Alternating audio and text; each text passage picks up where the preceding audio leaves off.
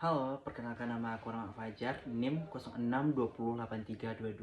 Tugas ini aku bikin sebagai salah satu bentuk pemenuhan nilai tugas pada mata kuliah teori media. Nah, pada kesempatan kali ini itu aku akan membahas tentang dua pendekatan yang mana sih lebih efektif antara kedua pendekatan ini. Nah, berikut pemaparannya. Nah, yang pertama itu ada pendekatan systematic math. Dalam konteks film, ini berarti bagaimana gambar, suara, adegan, dan elemen lainnya disusun dalam satu waktu dan ruang untuk membentuk struktur naratif yang dapat dipahami oleh penonton.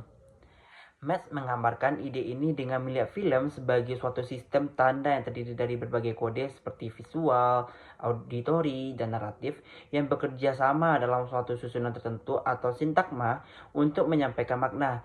Jadi, pendekatan sintagmatik ini lebih fokus pada bagaimana film menyampaikan makna melalui struktur waktu dan urutan adegan yang saling berhubungan. Yang kedua, itu ada pendekatan trikotomi Peirce. Pendekatan ini adalah teori semiotik yang dikembangkan oleh Charles Sanders Peirce. Menurut Peirce, tanda-tanda atau sign dapat dikategorikan menjadi tiga jenis utama, yaitu yang pertama itu ada icon. Icon adalah tanda memiliki kemiripan atau kesamaan dengan objek yang diwakilinya, misalnya gambar atau representasi visual dari sesuatu. Yang kedua, itu ada indeks. Indeks adalah tanda memiliki hubungan kausal atau kontekstual langsung dengan objek yang diwakilinya. Misalnya, asap yang menunjukkan adanya api. Yang ketiga, itu ada simbol. Simbol adalah tanda yang maknanya ditentukan secara konvensional atau budaya. Misalnya, kata-kata, bahasa, atau lambang-lambang seperti bendera. Nah, pendekatan ini digunakan untuk menganalisis cara tanda-tanda dalam film yang berfungsi sebagai untuk membentuk makna baik melalui aspek visual, hubungan sebab akibat, maupun makna konvensional atau simbol. Nah, pendekatan trikotomi Peirce lebih berfokus pada analisis semiotik dan simbolisme dalam film. Nah, pada intinya, pendekatan systematic math berfokus pada urutan dan hubungan temporal antar elemen film yang membentuk narasi dan makna. Sementara pendekatan trikotomi Peirce berfokus pada bagaimana tanda-tanda dalam film yang merangkup itu ada icon, indeks, dan simbol yang berfungsi untuk membentuk makna secara semiotik. Nah, kedua pendekatan ini memiliki pendekatan yang berbeda dalam menganalisis film. Dengan math lebih menekankan pada struktur naratif dan urutan, sementara Peirce lebih berfokus pada analisis tanda dan simbolisme. Berbicara tentang kedua pendekatan ini, lebih bagus sama mana sih antara pendekatan Peirce atau Metz? Sebenarnya itu tergantung pilihan kita masing-masing, karena keduanya memiliki kekuatan dan kelemahannya masing-masing. Pilihan yang lebih efektif tergantung pada aspek mana dari film yang ingin kita analisis.